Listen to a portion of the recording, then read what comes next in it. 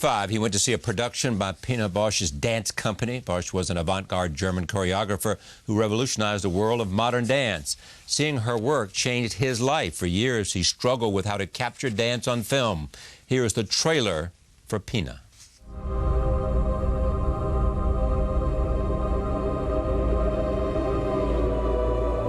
Wim Wenders back at this table. Welcome. Good to be back, Dr. Rose. Hardly. Take me to when you first saw this and what results in you and I sitting here at this table this evening talking about this movie. Well, it all started that day that I caved in and went to see an evening of dance because I was anything but a dance fan. Didn't like ballet, didn't like modern dance. Include me out. So one night, why was that? I don't know, I didn't have the antenna. I felt you needed the antenna to appreciate it, and I didn't have it. One night I went to see two pieces by Pina Bausch, reluctantly, against my will almost, and after 5 minutes I was on the edge of my seat weeping. Crying. Crying. I did not know what was happening to me. I'm not a sort of teary guy. Yeah. And I was weeping all through the thing, and I didn't know what hit me. I didn't know what this woman was doing that concerned me so much.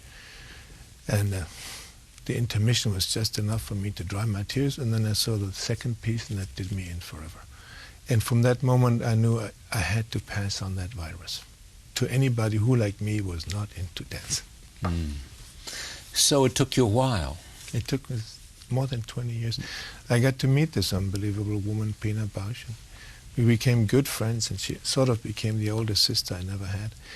And I talked to her about a movie, and she was a little reticent, and then eventually she liked the idea, and then she started to push for it. And then I was in trouble because I realized only then that I didn't know how to do it. In fact, she set conditions at the beginning, said, what, no biography? Oh, yeah. And no... 2 ground rules, no biography. It's not going to be about my life. Right. Second, no interviews.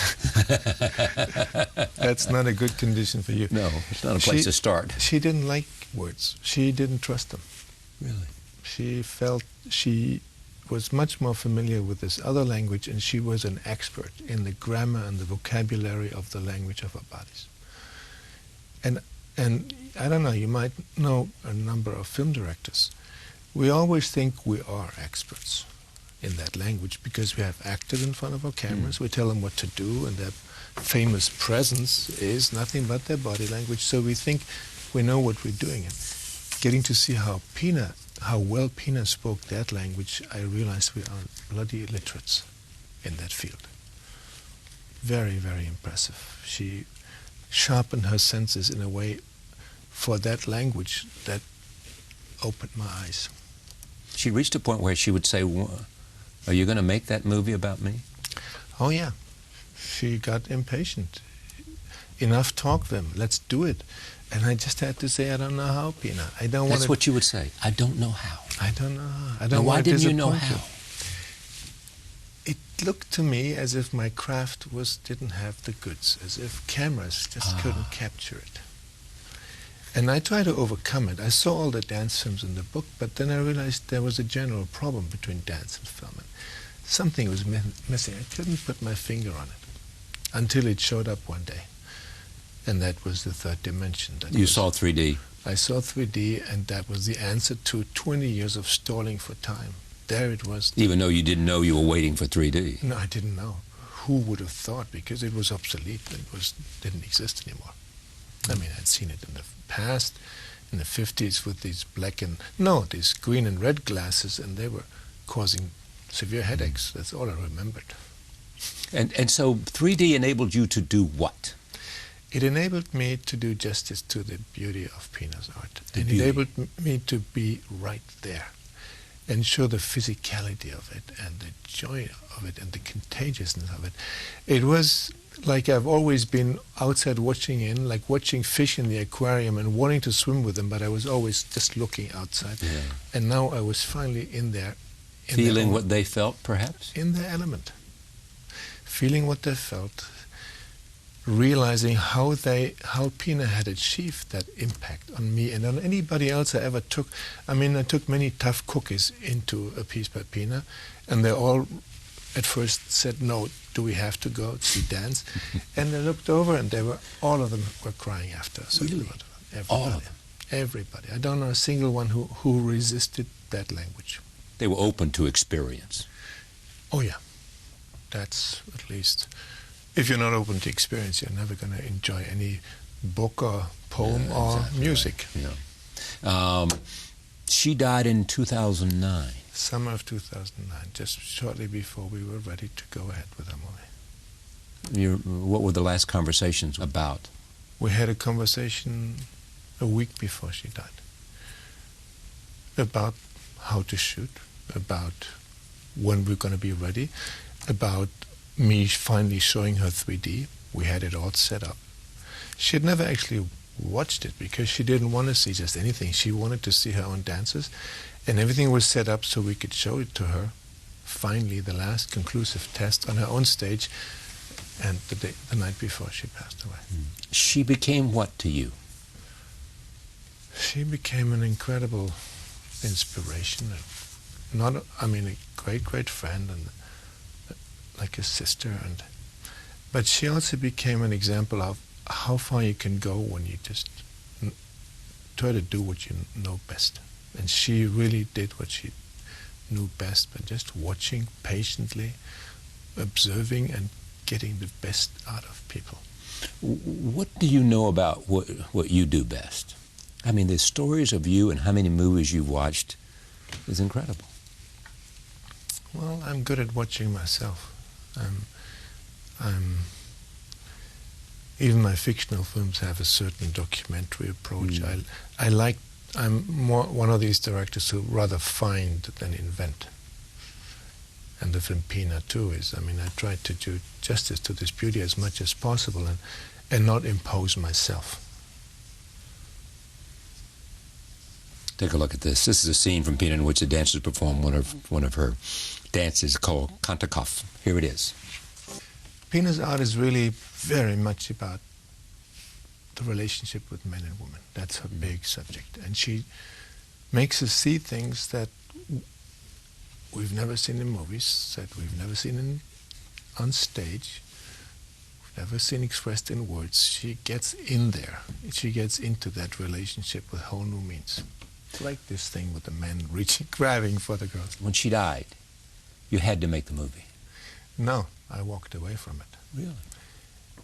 I walked away from it because I was just too disappointed. It seemed so tragic that we had talked for 20 years and now already she passed away. The dancers sort of made me... The dancers? 2 months later. Because they didn't give up. They even performed the night that Pina died, knowing that she would expect it. And they decided no better way to honor her than to perform. Yeah.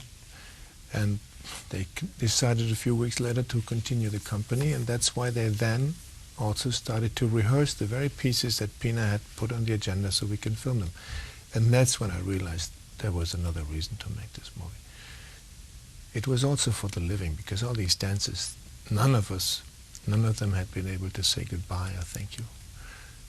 And there was a movie to be made for Pina by all of us, and it would sort of help us to overcome that loss. 3D, you have said, stands for three times as difficult.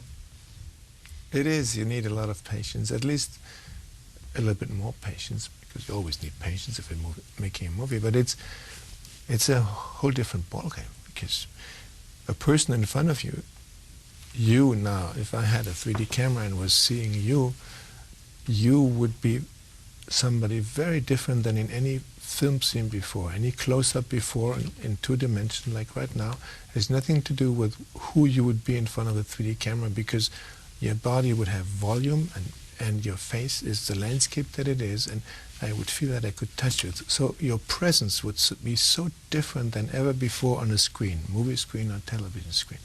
And I think that's the incredible new thing about 3D, that it puts us into the presence of other people in a way we've never seen.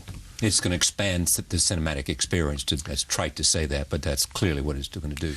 Yeah, and I hope it's going to expand it, because it's been more or less not used to its full potential so far. It's been used as a roller coaster ride, and most people think 3D is a thing for strictly reduced to blockbuster and action movies, and animation, where it's used beautifully.